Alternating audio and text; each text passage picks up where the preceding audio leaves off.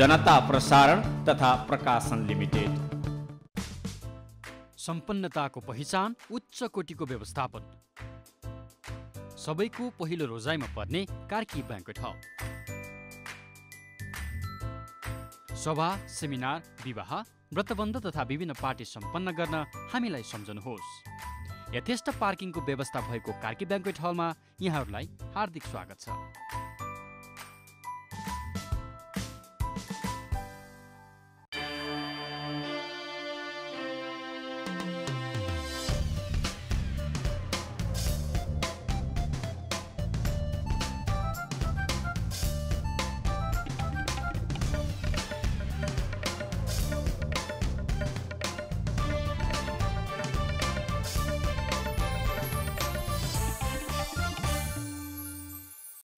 Dish Home FiberNet presents for the first time in Nepal.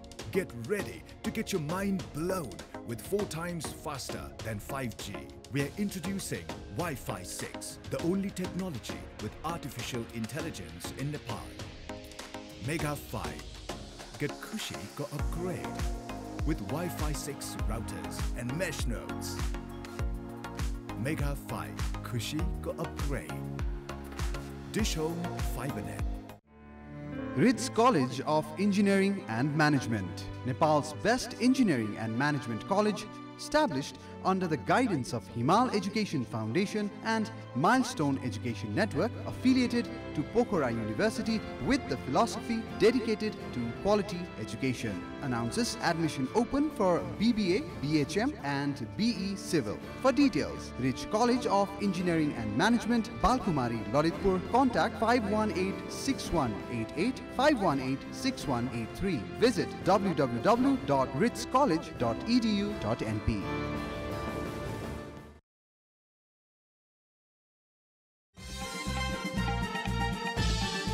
जनता समाचारका साथमा Himalayan white house international college, पुतली सडक, काठमाडौँ। विश्वास जित्दै अघि बढ्दै मेगा ब्याङ्क नेपाल लिमिटेड। निष्पक्ष, तटस्थ र सन्तुलित समाचारका लागि हेर्नुहोस् जनतासमाचार.com।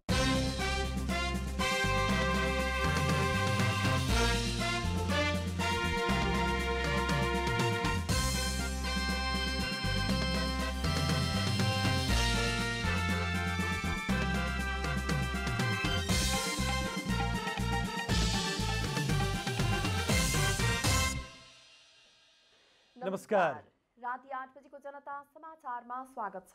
म प्रतिमा चौधरी। म मिलन बजगाई। सबैभन्दा पहिले प्रमुख समाचार। गठबन्धनले टुङ्ग्यायो 6 महानगर र 11 उपमहानगरको भागभन्डा। कङ्ग्रेसलाई 3, एकीकृत समाजवादी, माओवादी र जसपालाई 1-1 महानगर।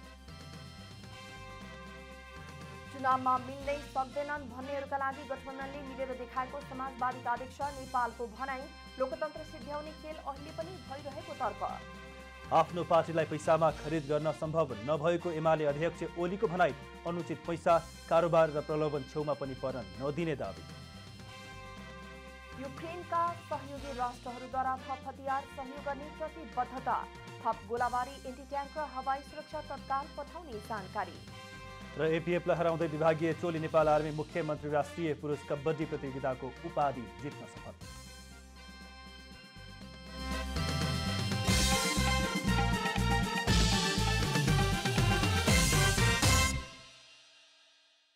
तपाईँ आफ्नो विद्यालय, कलेज, सामुदायिक केन्द्र वा गाउँमा पुस्तकालय बनाउन चाहनुहुन्छ भने हामीलाई सम्झनुहोस्। हामी तपाईँको आवश्यकता अनुसारका स्वदेशी र विदेशी पुस्तक सुपथ मूल्यमा उपलब्ध गराउँछौँ। असल पुस्तकले जीवन परिवर्तन गर्दछ। जनता प्रसारण तथा प्रकाशन लिमिटेड।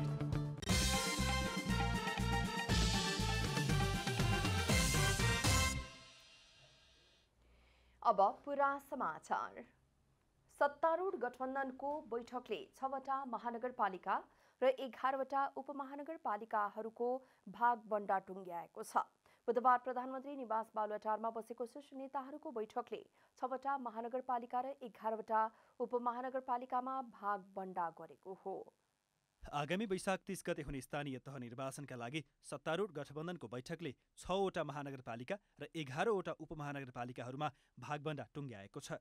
भागबण्डा अनुसार नेपाली कङ्ग्रेसले काठमाडौँ, ललितपुर र विराटनगर महानगरपालिकाको प्रमुख पाएको सञ्चार तथा सूचना प्रविधि मन्त्री तथा सरकारका प्रवक्ता ज्ञानेन्द्र बहादुर कार्कीले बताउनुभयो। त्यसैगरी कङ्ग्रेसले वीरगञ्ज, भरतपुर र पोखरा महानगरपालिकामा भने उपप्रमुख पाएको छ। त्यस्तै धरान, इटहरी, कलैया, बुटौल, तुलसीपुर, नेपालगञ्ज र धनगढी उपमहानगरपालिकामा कङ्ग्रेसले नै प्रमुख पाएको छ भने जितपुर, सिमरा, घोराई र हेटौँडा उपमहानगरपालिकाको उपप्रमुख पनि काङ्ग्रेसलाई दिएको मन्त्री कार्कीले बताउनुभयो। भागबण्डा अनुसार नेकपा माओवादी केन्द्रले भरतपुर महानगरपालिकाको प्रमुख पाएको छ भने ललितपुर महानगरपालिकाको उपप्रमुख पाएको छ। त्यसैगरी जितपुर, सिमरा र घोराई उपमहानगरपालिकाको प्रमुख पाउनुका साथै धरान र धनगढी उपमहानगरपालिकाको उपप्रमुख पाएको मन्त्री कार्कीले जानकारी दिनुभयो। नेकपा एकीकृत समाजवादीलाई पोखरा महानगरपालिकाको प्रमुख दिएको छ भने काठमाडौँ महानगरपालिकाको उपप्रमुख दिएको छ। त्यस्तै हेटौँडा उपमहानगरपालिकाको प्रमुख र इटहरी, बुटौल र तुलसीपुर उपमहानगरपालिकाको उपप्रमुख पनि एकीकृत समाजवादीलाई परेको छ। सत्तारूढ जनता समाजवादी पार्टी नेपाललाई वीरगञ्ज महानगरपालिकाको प्रमुख र विराटनगर महानगरपालिकाको उपप्रमुख भागमा परेको छ। त्यस्तै जनकपुर उपमहानगरपालिका प्रमुखका साथै कलैया र नेपालगञ्ज उपमहानगरपालिकाको उपप्रमुख पनि जसपा नेपालको भागमा परेको मन्त्री कार्कीले बताउनुभयो। गठबन्धनले यसअघि नै जारी गरेको मापदण्ड, सहमतिको मर्म र भावना अनुसार सम्बन्धित समितिहरूको बैठक बसी अविलम्ब सिट बाँडफाँड तथा उम्मेद्वारहरूको चयन गर्न निर्देशन पनि दिएको छ। सहमति हुन नसकेका ठाउँहरूमा गठबन्धनभित्रैबाट प्रतिस्पर्धा गर्ने समझदारी बनेको सञ्चार तथा सूचना प्रविधि मन्त्री ज्ञानेन्द्र बहादुर कार्कीले बताउनुभयो। नेकपा एकीकृत समाजवादी पार्टीका अध्यक्ष माधव कुमार नेपालले चुनावमा सत्ता गठबन्धन मिल्नै सक्दैनन् भन्नेहरूका लागि महानगर र उपमहानगरमा मिलेर देखाएको बताउनु भएको छ। उपत्यका पेशागत विशेष जिल्ला कमिटीले बुधबार काठमाडौँमा आयोजना गरेको पार्टी सम्बद्ध जनसंगठन, ट्रेड युनियन, पेशागत संगठन तथा पदाधिकारीलाई सम्मान तथा बधाई कार्यक्रममा अध्यक्ष नेपालले आफ्नो पार्टीको कास्की जिल्ला सदस्यहरूको सबै तथ्याङ्क देखाएपछि नेपाली कांग्रेसले पोखरा महानगरपालिकामा एकीकृत समाजवादीलाई दिन सहमत भएको बताउनुभयो। 81 पृष्ठमा जम्मै एक व्यक्ति पार्टी सदस्य कति छन्, प्रत्येक ठाउँमा पहिलेको चुनावमा कसले कति जित हासिल गरेको थियो, अहिलेको सम्भावना कस्तो छ, यो जम्मै कुराको विस्तृत विश्लेषण गरेर अगाडि सारेको देखेपछि अनि नेपाली कांग्रेसले पनि स्वीकार गर्न बाध्य हुनु पर्यो। नभए नेपाली कांग्रेसले त्यहाँ हामीले पाउनुपर्दछ, आफूले पाउनुपर्छ भनिरहेका थिए। अध्यक्ष नेपालले लोकतन्त्रलाई सिद्ध्याउने काम विगतमा भएको र अहिले पनि त्यो जारी रहेको जिकिर समेत गर्नुभयो। कार्यक्रममा नेकपा एकीकृत समाजवादीका उपमहासचिव डाक्टर विजय कुमार पौडेलले आफूहरूको चुनावी गठबन्धन प्रगतिशील रहेको र प्रतिपक्षी दल एमाले प्रतिगमनकारीसँग गठबन्धन गरेर सोही अनुसारको चरित्र देखाएको टिप्पणी गर्नुभयो। उपमहासचिव पौडेलले पार्टीले जारी गरेको घोषणा पत्रमा विशेष गरी स्वास्थ्य, खानेपानी, शिक्षामा जोड दिएको भन्दै त्यसले ऊर्जा थपेको बताउनुभयो। त्यसक्रममा उहाँले घोषणा पत्रलाई जनतासँग जोडिएर जान र बढी सक्रिय बन्न नेता कार्यकर्तालाई निर्देशन दिनुभयो। प्रचार प्रसारलाई व्यापक बनाउने, अब अहिले त घोषणापत्र निक्लेको छ, त्यसलाई जनतासित जोडेर हामीले मसिनो गरी वैचारिक कुरा अगाडि सारेका छौँ। त्यसको प्रचार प्रसार गर्ने, हरेक निर्वाचन स्वच्छ तरिकाले, पक्षपातपूर्ण विहीन तरिकाले, सबै मतदाताले मत हाल्न पाउने तरिकाले सम्पन्न भयो भने हाम्रो जित सुनिश्चित हुनेछ। पार्टीका स्थायी कमिटी सदस्य विश्वनाथ प्याकुरेलले कम्युनिस्ट आन्दोलन र लोकतन्त्र कमजोर हुँदा पेशागत संघ संगठनले भूमिका खेलेको विगतलाई स्मरण गर्दै त्यसलाई निरन्तरता दिनुपर्ने बताउनुभयो। पार्टी केन्द्रीय सदस्य तथा विशेष प्रदेश अध्यक्ष केदार प्रसाद सञ्जेलले पेशागत संघ संगठनभित्रका कमी कमजोरीलाई सुधार गरेर पार्टीलाई बलियो बनाउने कुरामा जोड दिनुभयो। प्रमुख प्रतिपक्षी दल नेकपा एमालेका अध्यक्ष एवं पूर्व प्रधानमन्त्री केपी शर्मा ओलीले आफ्नो पार्टीलाई पैसामा खरिद गर्न सम्भव नभएको बताउनु भएको छ। स्थानीय तह निर्वाचनको तयारी भइरहँदा अध्यक्ष ओलीले अनुचित पैसा, अनुचित कारोबार, अनुचित प्रलोभन र अनफेयर खालको कुनै पनि गतिविधिलाई आफ्नो पार्टीले छेउमा पनि पर्न नदिने दावी गर्नुभयो। बुधबार ललितपुरको गोदावरी स्थित सनराइज सभा हलमा आयोजित युवा संघ म अन्तर्क्रिया कार्यक्रममा अध्यक्ष ओलीलाई एक युवाले एक मेहनती युवा र 7 करोड रकम दिने मध्ये कसलाई चुनावमा टिकट दिनुहुन्छ भनी प्रश्न गरेका थिए। सोही प्रश्नको जवाब दिने क्रममा उहाँले एमालेलाई कुनै पनि खालको प्रलोभनमा पार्न सम्भव नभएको प्रतिक्रिया दिनुभयो। एकजना के गर्ने मान्छे, मेहनत गर्ने मान्छे र एकजना 7 करोड लिएर आयो भने के गर्नुहुन्छ? नेकपा एमालेका लागि पैसाको महत्त्व छैन भनेर जलाउँदै हिँड्ने पागल होइन यो। तर अनुचित पैसा, अनुचित कारोबार, अनुचित प्रलोभन, अनफेयर खालका क्रियाकलापमा विश्वास गर्दैन। अध्यक्ष ओलीले प्रति युनिट 34 रुपैयाँ घाटामा भारतसँग विद्युत खरिद गर्नेहरूको फोटोलाई लिएर भोट माग्न हिँड्ने पार्टीहरू सत्तारूढ गठबन्धनमा रहेको भन्दै कटाक्ष पनि गर्नुभयो। त्यो कर्मचारीले आफै लाज मानेर मेरो फोटो हटाऊ भने, किनभने लोड सेडिङ यस्तो छ, बोल्दै गर्दा 3 पल्ट बत्ती जान्छ। 4 रुपियाँमा भारतलाई बिजुली बेचेर 38 रुपियाँ युनिटमा किन्ने गरेका छ। 4 रुपियाँमा बेचेर 38 रुपियाँमा किन्ने गरेका छ, 34 रुपियाँ प्रति युनिट घाटामा। यस्ता व्यक्तिहरूको फोटो लिएर भोट माग्न हिँड्ने पार्टीहरू पनि छन् गठबन्धनभित्र। अध्यक्ष ओलीले मुलुकको समृद्धि र विकासमा साथ र सहयोगको अपेक्षा सहित आफूले युवाहरूसँग अन्तर्क्रिया कार्यक्रम सुरु गरेको र यसलाई हरेक वर्ष निरन्तरता दिने प्रतिबद्धता समेत व्यक्त गर्नुभयो।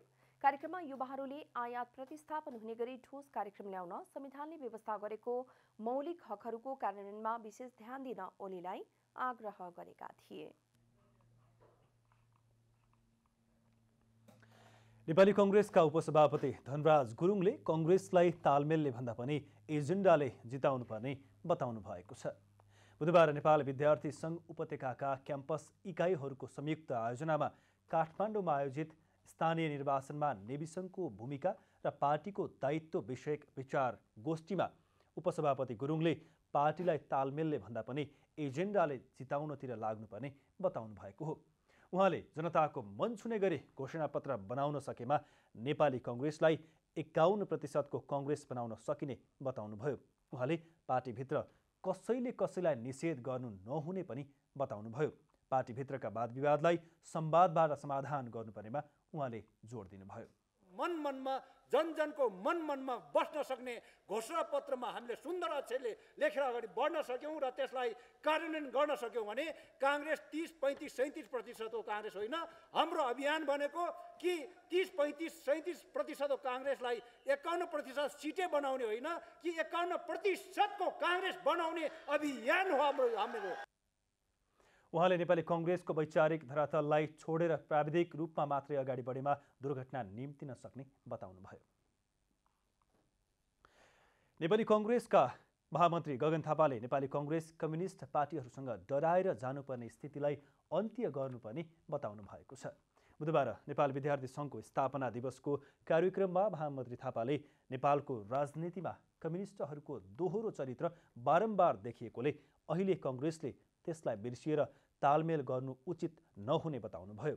महामन्त्री थापाले कांग्रेससँग रहेका 32 लाख मतदाता भन्दा माथि बढाउन नसक्ने सोचाइ राखेर अघि बढ्ने हो भने हरेक पटक नेपाली कांग्रेस कम्युनिस्टहरूसँग डराएर बस्नुपर्ने बाध्यता सृजना हुने बताउनुभयो। उहाँले यदि सबै क्षेत्रमा कांग्रेस हार्छ भन्ने सोचाइले अघि बढेमा बारम्बार कम्युनिस्ट पार्टीहरूले तर्साउने बताउनुभयो। रातारात पार्टी नै बनाएको पनि देख्यौं, रातारात पार्टी नै तोडेको पनि देख्यौं। यो सबै कुराहरूबाट मैले बुझेको र मैले आफूले क्रिटिकली यसलाई कसरी हेरेको हो भने नेपाली कांग्रेस पार्टीसँग 30-32 लाख मतदाता छ। हामीहरू 30-32 लाख मतदातामा चित्त बुझाउने हो र 30-32 लाख मतदाता भन्दा हाम्रो मतदाता बढ्दैन भन्ने कुरा ठान्ने हो। हामीले त हिम्मत नगर्ने हो भने हामी निरन्तर रूपमा कुनै न कुनै कम्युनिस्ट पार्टीको डरमा हामीहरू बाँचिराख्नु पर्ने भयो।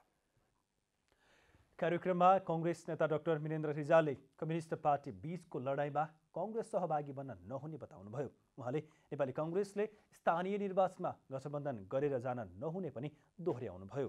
नेता रिजालले स्थानीय निर्वाचनमा राम्रो परिणाम आएको खण्डमा पुनः कम्युनिस्ट पार्टीहरू एकजुट भएर आफ्नो सरकार बनाउने भन्दै उहाँले कांग्रेसले गठबन्धन नगरी स्थानीय निर्वाचनमा भाग लिएको खण्डमा देश दुर्घटनाबाट जोगिने जिकिर गर्नुभयो। आपसी लडाईँलाई व्यवस्थापन गर्न नसकेर अहिले फुटमा छन्। उनीहरूको आपसको रिस होला, उनीहरूको आपसको कलह होला, आपसमा एउटाले अर्कोलाई सक्ने लडाईँ होला। कांग्रेस त लडाईँको सहभागी बन्न सक्दैन र बन्नु पनि हुँदैन। काङ्ग्रेस त सहभागी बन्न सक्दैन, बन्नु हुँदैन। यस कारणले कि सिधा मात्रै परिणाम छैन, सिधा मात्रै परिणाम छैन। नेता रिजालले नेपाली काङ्ग्रेसले नेपालको राजनीतिमा एकातिर कम्युनिस्ट आन्दोलनको लडाईँ र अर्कोतिर कम्युनिस्ट बोकेर कहिलेसम्म हिँड्ने भन्दै प्रश्न समेत गर्नुभयो। जनता समाचारमा छोटो विश्राम।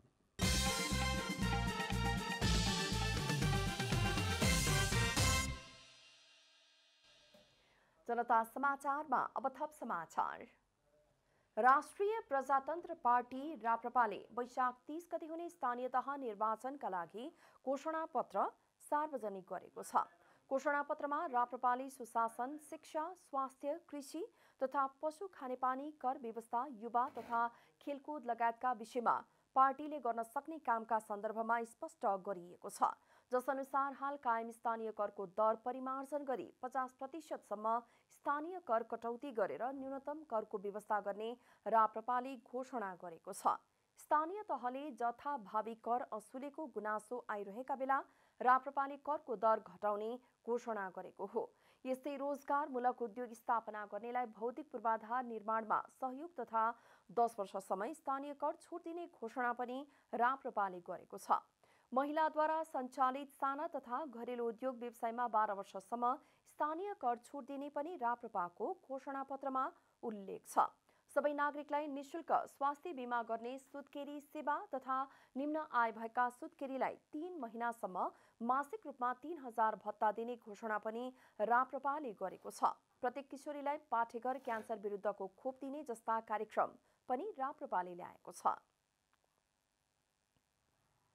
निलम्बनमा पर्नुभएका नेपाल राष्ट्र बैंकका गभर्नर महाप्रसाद अधिकारीलाई राहत दिने गरी सर्वोच्च अदालतले मंगलबार दिएको अल्पकालीन अन्तरिम आदेशपछि अधिकारी बुधबारदेखि काममा फर्कनु भएको छ। सर्वोच्चको आदेशपछि गभर्नर हटाउने उद्देश्य राख्ने अर्थमन्त्रीमाथि भने नैतिकताको प्रश्न सोझिएको छ। मंगलबार सर्वोच्च अदालतले गभर्नर महाप्रसाद अधिकारीलाई निलम्बन गर्ने सरकारको निर्णय अर्को आदेश जारी नभएसम्मका लागि कार्यान्वयन नगर्न आदेश दिएसँगै बुधबारदेखि गभर्नर अधिकारी काममा फर्किनु भएको छ। मैले सम्मानित सर्वोच्च अदालत समक्ष रिट पेश गरेको थिएँ, निवेदन पेश गरेको थिएँ। त्यस सिलसिलामा हिजो मात्र सम्मानित अदालतबाट अन्तर्कालीन अन्तरिम आदेश प्राप्त भएको छ, जस आदेशअनुसार मलाई आफ्नो पदीय जिम्मेवारी केन्द्रीय ब्याङ्कको गभर्नरको रूपमा काम निरन्तर राख्ने आदेश भएको हुँदा म आज यहाँ हाजिर भएको छु। सरकारले गत चैत 25 गते राष्ट्र बैंकका गभर्नर महाप्रसाद अधिकारीमाथि सरकारलाई सहयोग नगरेको, अर्थतन्त्रको अवस्था भयावह देखाएर सरकार विरोधी माहौल बनाउन खोजेको आरोप लगाउँदै निलम्बन गरेको थियो। साथै गभर्नरमाथि पूर्व न्यायाधीशको संयोजकत्वमा छानबिन समिति समेत गठन गरेको थियो। उक्त निलम्बनपछि राष्ट्र बैंक र यसको स्वायत्ततामाथि गम्भीर आँच पुगेको भन्दै अर्थतन्त्रप्रति चिन्ता र चासो राख्ने वर्गहरूले आलोचना र विरोध गरेका थिए। हामीले यदि विगतलाई अलिकति सम्झेर हेऱ्यौँ भने पनि भनौँ न बहुदलीय व्यवस्था कायम भइसकेपछिको अवस्थामा पनि गभर्नरलाई चलाइएको, गभर्नर नियुक्तिको विषयमा विवाद आएको, सर्वोच्चमा पुगेको, मुद्दा जितेको यो कुराहरू विगतमा देखिसकेका छौँ। इभन मन्त्रीले राजीनामा गर्नु परेको छ। गभर्नर र चाहिँ अर्थमन्त्रीको बिचमा केही टसल भयो भन्ने सुनियो र अर्थमन्त्रीले राजीनामा दिएको पनि हामीले देखेका थियौँ। त्यसबाहेक गभर्नर अधिकारीमाथि एक व्यक्तिको अनुसन्धानका क्रममा रहेको ठूलो परिमाणको रकम राष्ट्र बैंकले रोक्का गरिदिएको र खोलिदिन अर्थमन्त्री जनार्दन शर्माको पटक पटकको आग्रहमा पनि गभर्नरले खास चासो नदेखाएको आरोप छ। त्यसो त सरकारको आरोप र कदमले गभर्नर विशेष मात्र नभई सिङ्गो राष्ट्र बैंककै स्वायत्ततामाथि प्रहार भएको भन्दै न्यायको माग राख्दै गत वैशाख 4 गते आइतबार गभर्नर अधिकारीले सर्वोच्च अदालतमा रिट दायर गर्नुभएको थियो। अदालतले अनुसन्धानको क्रममा गभर्नर अधिकारीलाई हटाउने कारण मनासिब नदेखेपछि गभर्नरलाई काममा फर्किने मात्र नभई उहाँमाथि अनुसन्धान गर्न गठित समितिलाई अनुसन्धान गर्न समेत रोक लगाएको छ। यसले राष्ट्र बैंकमाथि बिना कारण हस्तक्षेप गर्ने प्रवृत्तिमाथि समेत अंकुश लागेको कानुनविदहरूको बुझाइ छ। अहिलेको अवस्थामा राष्ट्र बैंक एउटा स्वायत्त संस्था त हो नै, कानुनबाट चाहिँ स्थापना भएको हुनाले यो राष्ट्र बैंक ऐन 2058ले गभर्नरको हैसियत, नियुक्ति र बर्खास्तको सम्बन्धमा विशेष व्यवस्था गरेको छ। विगतमा गभर्नर तिलक रावलको कार्य सम्पादनमा प्रश्न उठाएर गरिएको कारबाहीमा अदालतले गभर्नरको पक्षमा दिएको आदेशपछि नैतिकताको आधारमा तत्कालीन अर्थमन्त्री महेश आचार्यले राजीनामा दिएको नजिर छ। त्यस हिसाबले अदालतको यो आदेश आफैमा अन्तिम फैसला नभए पनि सन्देश बुझ्न काफी छ। यो आदेशपछि पनि अर्थमन्त्री जनार्दन शर्मामाथि नैतिकताको प्रश्न तेर्सिएको छ। क्यामेरामा जेपी श्रेष्ठका साथमा Rupa Ghimire, Kathmandu. Computer association of नेपालको आयोजनामा आजबाट क्यान इन्फोटेक 2022को सुरुवात भएको छ। सूचना तथा सञ्चार प्रविधिको क्षेत्रमा भएको नवीनतम विकास र परिवर्तनका बारेमा जानकारी दिने उद्देश्यले आयोजना गरिएको क्यान इन्फोटेक 6 दिनसम्म भृकुटी मण्डपमा सञ्चालन हुनेछ। क्यान इन्फोटेक 2022 वैशाख 7 देखि आगामी 12 गतेसम्म काठमाडौँको भृकुटी मण्डपमा 6 दिनसम्म आयोजना हुँदैछ। आयामी पे इन्फोटेक 2022 सूचना तथा सञ्चार प्रविधि र मनोरञ्जन सम्बन्धी देशको एक मात्रै प्रदर्शनी हो। क्यान इन्फोटेकको यो संस्करणमा विश्वव्यापी रूपमा सहभागिता हुन सक्ने गरी भर्चुअल प्रदर्शनीको समेत व्यवस्था गरिएको छ। पछिल्लो समय सूचना तथा प्रविधिको क्षेत्रमा युवाहरू निकै नै सक्रिय हुन थालेका छन्। त्यसमा पनि विश्वव्यापी कोरोना महामारीका कारणले प्रविधिको प्रयोग बढ्नुका साथसाथै महत्त्व पनि बढेको छ। क्यान इन्फोटेक 2022मा विभिन्न खण्डहरू रहेका छन्, जसमा ब्रान्डिङ, स्टार्टअप र इनोभेसन तथा प्रडक्ट लन्चिङ र ई-गभर्नेन्सलाई प्राथमिकतामा राखिएको छ। 170 वटा स्टल रहेको उक्त प्रदर्शनी देशकै धेरै अवलोकनकर्ता आउने प्रदर्शनी बन्न पुगेको छ। 2046 सालको जनआन्दोलन पश्चात सूचना प्रविधि, स्वास्थ्य तथा शिक्षामा उचित बढावा दिने उद्देश्यले स्थापना भएको क्यानले यस वर्ष संस्करणको 27औं प्रदर्शनी आयोजना गरेको हो। 60% भन्दा धेरै युवा सूचना तथा प्रविधिमा आबद्ध भएकाले देशलाई प्रविधि मैत्री बनाउन स्वदेशमा रोजगारी सृजना गर्न सरकार लागि परेको सञ्चार तथा सूचना प्रविधि मन्त्री ज्ञानेन्द्र बहादुर कार्कीले बताउनुभयो। देशका सबै भूभागमा सूचना प्रविधिको गुणस्तरीय पहुँच पुर्याउन अझै मेहनतको आवश्यकता छ। तसर्थ सूचना प्रविधिको पूर्वाधार विकास, सेवाको गुणस्तर वृद्धि, सुलभ सेवाको उपलब्धता एवं डिजिटल साक्षरतालाई सरकारले प्राथमिकतामा राखेको छ। प्रविधिको क्षेत्रमा नेपालको अवस्था सन्तोषजनक नै भए तापनि नेपाललाई प्रविधि मैत्री बनाउन सरकारले चालेका कदम पर्याप्त नभएकाले यस क्षेत्रमा सरकारले गम्भीरतापूर्वक लगानी बढाउनु पर्ने व्यवसायीहरूको धारणा छ। सरकारले चाहिँ लगानी गरेको छ, ग्रामीण दूरसञ्चार अन्तर्गतको जुन कोषबाट आउने रकम हुन्छ त्यसमा लगानी गरेको छ। तर जुन एजुकेसन हुन्छ भनौँ न, त्यो लगानी भन्दा पनि त्यसको आउटपुट के भयो त? सरकारले गरेको लगानीको आउटपुट के भयो त्यो हेर्ने हो नि त हामीले त। त्यो सरकारले लगानी गरे अनुसारको चाहिँ काम भएको छ कि छैन, त्यो मोनिटरिङ कसले गर्ने? सरकारले त्यो मोनिटरिङ पनि राम्रोसँग गर्नु पर्यो। एकातिर सरकार नेपाललाई प्रविधि मैत्री बनाउन पछि नपरेको भनिरहँदा अर्कोतर्फ प्रविधिको क्षेत्रमा लागेका विद्यार्थीले सरकारले सहरी क्षेत्रलाई मात्र प्राथमिकतामा राखेको र ग्रामीण क्षेत्रलाई बेवास्ता गरेको भन्दै असन्तुष्टि व्यक्त गरेका छन्। क्यान भन्ने चाहिँ प्राय त्यो भ्याली ओरिएन्टेड मात्रै छ क्या, त्यही भएर भ्याली बाहिर पनि केही यस्तो क्यान इन्फोटेकहरू गर्दाखेरि हुन्छ। किनभने विराटनगरमा लास्ट टाइम भएको थियो होला 4-5 वर्ष अगाडि, त्यहाँदेखि फेरि भएन होइन। त्यही भएर अब इनोभेसनहरू त यो क्यान इन्फोटेकमा धेरै नै भ्यालीभित्र चाहिँ धेरै नै छ है। तर बाहिर चाहिँ प्रमोट गर्नै पाउँदैन क्या। कोही स्टुडेन्ट छ भने पनि उसले अब कहाँ गरेर के कसलाई देखाउने त्यो यताउति केही गर्नै मिल्दैन। अघिल्लो वर्ष करिब 3.5 लाखले अवलोकन गरेका इन्फोटेक मेलामा यस वर्ष पनि सोही सङ्ख्यामा अवलोकनकर्ता आउने अनुमान गरिएको छ। युवालाई लक्षित गरी आयोजना गरिएको प्रदर्शनीमा पछिल्लो वर्षमा चाहिँ यस वर्ष पनि युवाहरूको बाक्लो उपस्थिति हुने आयोजकको अपेक्षा छ। क्यामेरामा जयराज थपलियाका साथ अस्मिता तिवारी, काठमाडौँ। साझा प्रकाशनले नयाँ वर्ष 2079 को अवसरमा गरेको विशेष पुस्तक प्रदर्शनी जारी रहेको छ। साझा प्रकाशनले नयाँ वर्ष 2079 को अवसर पारेर वैशाख 1 गतेदेखि देशभर विशेष पुस्तक प्रदर्शनी गरेको छ। प्रदर्शनीमा साझा प्रकाशनले प्रकाशन गरेका पुस्तकहरू विशेष छुटका साथमा बिक्री भइरहेका छन्। पाठकले खोजेका विभिन्न विधाका पुस्तकहरू पाठकको हातमा पुर्याउने उद्देश्यले प्रदर्शनीको आयोजना गरिएको साझा प्रकाशनका प्रवक्ता होमनाथ भट्टराईले बताउनुभयो। प्रदर्शनी काठमाडौँ उपत्यकाभित्र साझा प्रकाशनको केन्द्रीय कार्यालय पुल्चोक प्रदर्शनी मार्गमा र प्रज्ञा प्रतिष्ठान सङ्घको सहकार्यमा प्रज्ञा प्रतिष्ठानमा रहेको उहाँले बताउनुभयो। त्यसैगरी देशभरमा रहेका साझा प्रकाशनको शाखा कार्यालयहरू धरान, बिर्तामोड, विराटनगर, राजविराज, जनकपुर, त्रिशुली, चितवन, भरतपुर, दाङ, बुटौल, पोखरा र धनगढीमा समेत प्रदर्शनी रहेको उहाँले जानकारी दिनुभयो। एक अँगालो किताब लिएर जानुहोस्, मैले भन्नुपर्छ। यो किन भन्नुहुन्छ भने साझा प्रकाशन व्यावसायिक भन्दा पनि सेवामूलक संस्था भएको पहिलेदेखि यसका उत्पादनहरू क्वालिटी राम्रो छ, क्वान्टिटी कस्तो छ त्यो बेग्लै कुरा हो। तर पुस्तकहरूको साहित्यिक महत्त्व, ऐतिहासिक महत्त्व, सांस्कृतिक महत्त्व उच्च भएका पुस्तकहरू साझा प्रकाशनले प्रकाशन गर्ने गरेको थियो।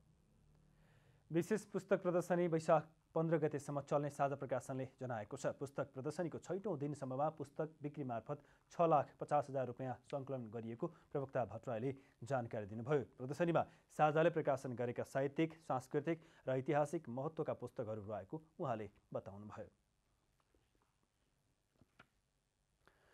पछिल्लो 24 घण्टामा देशभर 13 जनामा कोरोना भाइरसको संक्रमण पुष्टि भएको छ।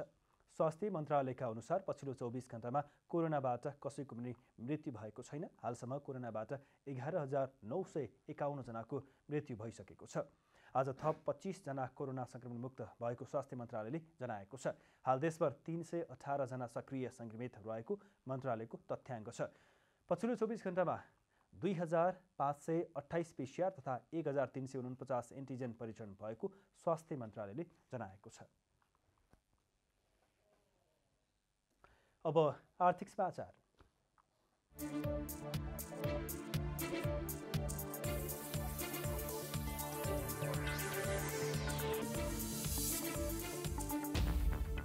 नेपाल स्टक एक्सचेन्ज नेप्सेले कारोबार अवधिमा फ्लोर सिट हेर्ने सुविधा बुधबारबाट बन्द गराएको छ। नेप्सेले धितोपत्र बोर्डको निर्देशन पश्चात बुधबारदेखि कारोबार समयमा फ्लोर सिट हेर्न नमिल्ने बनाएको हो। कारोबार समयमा नै फ्लोर सिट मार्फत कारोबारमा संलग्न धितोपत्र दलाल व्यवसायी तथा धितोपत्र व्यापारीको क्रम संख्या खुल्ने विवरण प्रवाह हुने गरेको थियो। अब लगानीकर्ताहरूले कारोबार चलिरहेको समयमा कुन ब्रोकरबाट कुन सेयर कति मात्रामा किनबेच भयो भन्ने विवरण हेर्न पाउने छैनन्। यसले बजारमा अनधिकृत सेयर किनबेचको चलखेल रोकिने विश्वास गरिएको छ। बहुक्षेत्रीय प्राविधिक तथा आर्थिक सहयोगका लागि बङ्गाल खाडीको प्रयास बिमस्टेक ऊर्जा मन्त्रीहरूको तेस्रो बैठक सम्पन्न भएको छ। बुधबार काठमाडौँमा भर्चुअल रूपमा भएको बैठकमा ऊर्जा, जलस्रोत तथा सिंचाई मन्त्री पम्फा भुसालले ऊर्जा सुरक्षाका लागि सामूहिक प्रतिबद्धता अपरिहार्य भएकोमा जोड दिनुभयो। बैठकमा बिमस्टेक मुलुकका करिब 1 अर्ब 70 करोड जनताको भविष्यलाई दृष्टिगत गरी ऊर्जा क्षेत्रले सामना गरिरहेको गम्भीर समस्यालाई सम्बोधन गर्न पारस्परिक विश्वास, भावी प्रयासहरूमा स्पष्टता र उद्देश्यमा इमान्दारी अत्यन्त महत्त्वपूर्ण भएको बताउनुभयो। विचार विमर्शले बिमस्टेक क्षेत्रमा ऊर्जा सहयोग अभिवृद्धि गर्न योगदान दिने विश्वास व्यक्त गर्दै ऊर्जा मन्त्री भुसालले ऊर्जाको लागि पर्याप्त वित्त परिचालनका साथै प्रविधि हस्तान्तरणलाई बढावा दिनुपर्नेमा जोड दिनुभएको थियो। मङ्गलबार उकालो लागेको नेप्से बुधबार पुनः ओह्रालो यात्रामा फर्किएको छ। लामो समयपछि मङ्गलबार 13 अङ्कले बढेको नेप्सेमा बुधबार पुनः 36.73 अङ्कको गिरावट आएर 2320.51 बिन्दुमा झरेको हो। बुधबार 228 कम्पनीका 35,70,000 बराबर सेयर खरिद बिक्री हुँदा कारोबार रकम 1 अर्ब 45 करोड 87 लाख 37 हजार रुपैयाँमा खुम्चिएको छ। बुधबार जाल्पा सामुदायिक लघुवित्त र ग्रिन भेन्चर्स लिमिटेडको सेयर मूल्यमा 10% बढेर सकारात्मक सर्किट लागेको छ। बुधबार कारोबारमा आएका 13वटै उपसमूहगत सूचक घटेको छ, जसमध्ये फाइनान्स सर्वाधिक 3.82%ले घटेको छ। होटल तथा पर्यटन विकास बैंक र जलविद्युत उपसमूहको परिसूचक 2% भन्दा बढी घटेको छ।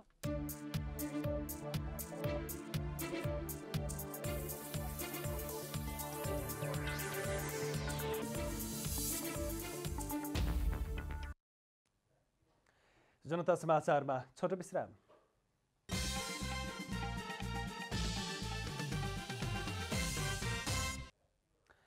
अब खेलकुद समाचार।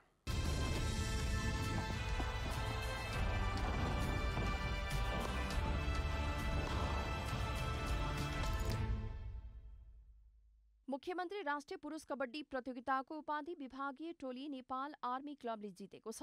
आज धनगढीमा भएको फाइनल खेलमा अर्को विभागीय टोली नेपाल एपीएफ क्लबलाई 40-16ले हराउँदै आर्मीले उपाधि जितेको हो। कैलाली जिल्ला कबड्डी संघको आयोजनामा धनगढीमा भएको प्रतियोगिताको उपाधिसँगै आर्मीले नगद 1,50,000 पुरस्कार प्राप्त गरेको छ। उपविजेता एपीएफले नगद 80,000मा चित्त बुझाएको छ। सेमी फाइनलमा पुगेका दुई टोली सुदूरपश्चिम प्रदेश र लुम्बिनी प्रदेशले तेस्रो स्थान प्राप्त गरेका छन्। दुवै टोलीले समान 40,000 प्राप्त गरे। सुदूरपश्चिम खेलकुद परिषद मुख्य प्रवर्धक रहेको प्रतियोगिताका विजयी खेलाडीलाई आजै आयोजित कार्यक्रममा पुरस्कार वितरण गरिएको छ। सूर्यप्रसाद शर्मालाई एक स्ट्रोकले पछि पारेका संजय लामा र भुवन कुमार रोकाले समग्रमा 8 अन्डर 128 को शानदार नतिजा निकाल्दै सूर्य नेपाल च्यालेन्ज गल्फको दोस्रो दिन संयुक्त रूपमा शीर्ष स्थानमा उक्लिएका छन्। रोयल नेपाल गल्फ क्लबमा संजय श्रेष्ठले 6 अन्डर 62 को उत्कृष्ट प्रदर्शन गरे। उनले बोगी रहित खेल्ने क्रममा पहिलो र चौथो होलमा एक शट बचाएर फ्रन्ट 9 2 अन्डर 32मा सकाएका हुन्। उनले ब्याक 9मा भने 4 शट जोगाउन सफल रहे। उनले ब्याक 9 4 अन्डर 30मा पूरा गरेका थिए।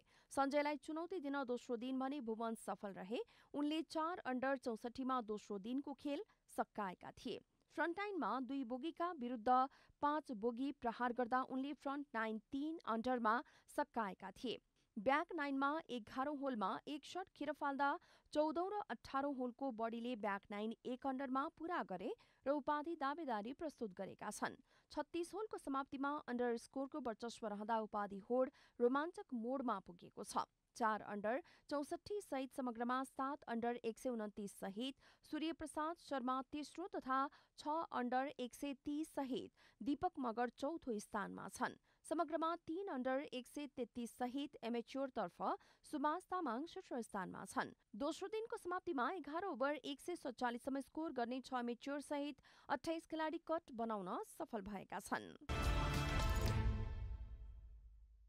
विभागीय टोली त्रिभुवन आर्मी क्लबकी चन्द्रकला थापा र एपीएफकी नाङ्जा बुढा मगर गणेशमान सीमा स्मृति राष्ट्रिय बक्सिङ प्रतियोगिताको महिला 57 केजीमा बुधबार सेमी फाइनलमा प्रवेश गरेका छन्। बसन्तपुर डबलीमा सम्पन्न दोस्रो दिनको प्रतिस्पर्धामा आर्मीकी चन्द्रकलाले स्वस्तिका तिरुवा तथा नाङ्जाले लुम्बिनी प्रदेशकी जानकी थापा मगरलाई पराजित गर्दै अन्तिम 4मा प्रवेश गरेका हुन्। महिला 51 केजीमा एपीएफकी सञ्जु माया थिङले कर्णाली प्रदेशकी आरती विक तथा नेपाल प्रहरीकी दिवाना शर्माले गण्डकी प्रदेशकी अस्मिता थापालाई हराउँदै सेमी फाइनलमा स्थान सुरक्षित गरेका हुन्। महिला 60 केजीमा बागमती प्रदेशकी शशिकला राईले गण्डकीकी जोशिका श्रेष्ठ तथा आर्मीकी संगीता डङ्गोलले कर्णालीकी मनिषा मगरको चुनौती समाप्त अन्तिम 4मा स्थान बनाएका छन्। यस्तै पुरुष 63 केजीमा नेपाल पुलिस क्लबका भूपेन्द्र थापा मगरले मध्य प्रदेशका रावण अलीलाई पन्छ्याउँदै सेमी फाइनलमा पुगेका छन्। त्यसै स्पर्धामा एपीएफका सुनाम सार्की पनि अन्तिम 4मा स्थान बनाएका छन्। यस्तै गण्डकीका निश्चल गुरुङमाथि जित रचे। पुरुष 69 केजीमा प्रहरीका सुनिल शाहीले एपीएफका विक्रम चौधरी तथा सुदूरपश्चिम प्रदेशका भरत चन्दले कर्णालीका प्रशान्त लामालाई पाखा लगाउँदै सेमी फाइनल यात्रा तय गरेका छन्। भूपेन्द्र र सनिल 13औं दक्षिण एसियाली खेलकुद साका स्वर्णधारी हुन्। पुरुष 52 केजीमा आर्मीका प्रेम चौधरीले, गण्डकीका आकाश राणा र प्रहरीका चन्द्रबहादुर थापाले, प्रदेश 1 का धर्मेन्द्र राई तथा 57 केजीमा प्रहरीका शम्भु राजवंशीले, प्रदेश 1 का भूगोल लिम्बू र आर्मीका इन्द्र सुनारले कर्णालीका पारशाहीलाई निराश पार्दै सेमी फाइनलमा स्थान बनाएका छन्। पुरुष 75 केजीमा आर्मीका दिपेश लामाले, बागमतीका निश्चल विष्ट र मधेसका कोशी श्रेष्ठले एपीएफका झलक रोक्का तथा 81 केजीमा आर्मीका दीपक श्रेष्ठले एपीएफका साजन तामाङलाई हराउँदै सेमी फाइनलमा स्थान पक्का गरेका छन्। पुरुष 91 केजीमा एपीएफका रवि नेपालले मधेसका विजय राज भण्डारीलाई पाखा लगाउँदै सेमी फाइनलमा पुगेका छन्। सोही स्पर्धामा गण्डकीका किरण विकले लुम्बिनीका केशर खत्रीबाट वाकओभर पाउँदै सेमी फाइनलमा पुगेका छन्।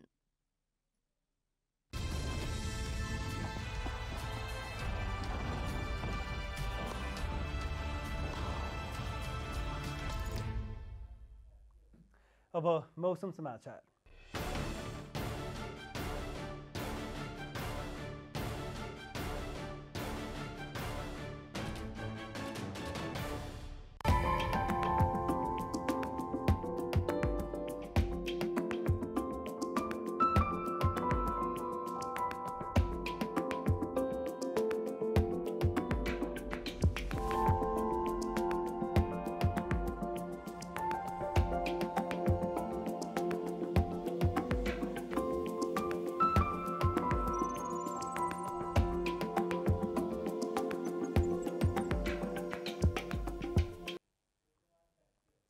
अन्त्यमा आजको डायरी।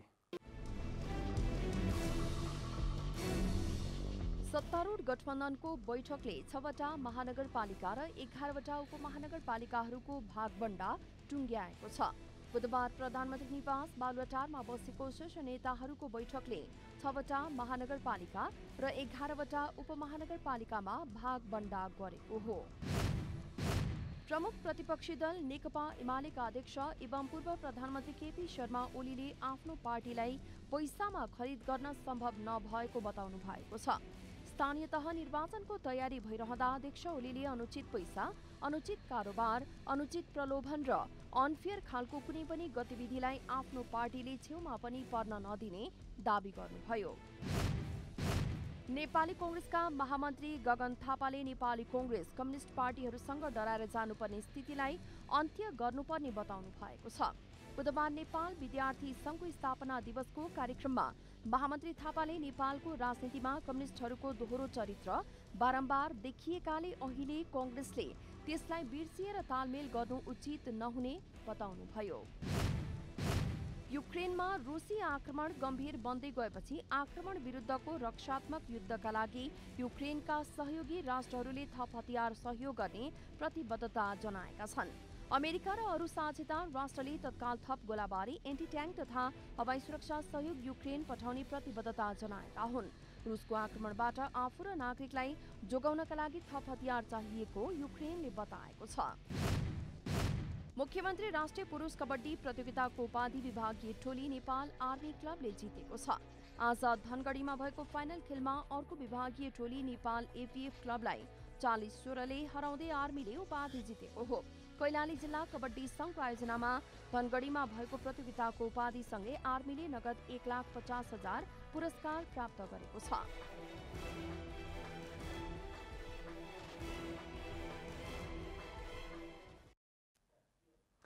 जनता समाचार अलिलाई यति नै। जनताद्वारा जनताका लागि प्रसारित जनता टेलिभिजनका कार्यक्रमहरू युट्युब, ट्विटर, फेसबुक र हाम्रो वेबसाइट जनतासमाचार.com मा पनि पढ्न र हेर्न सक्नुहुनेछ। नमस्कार।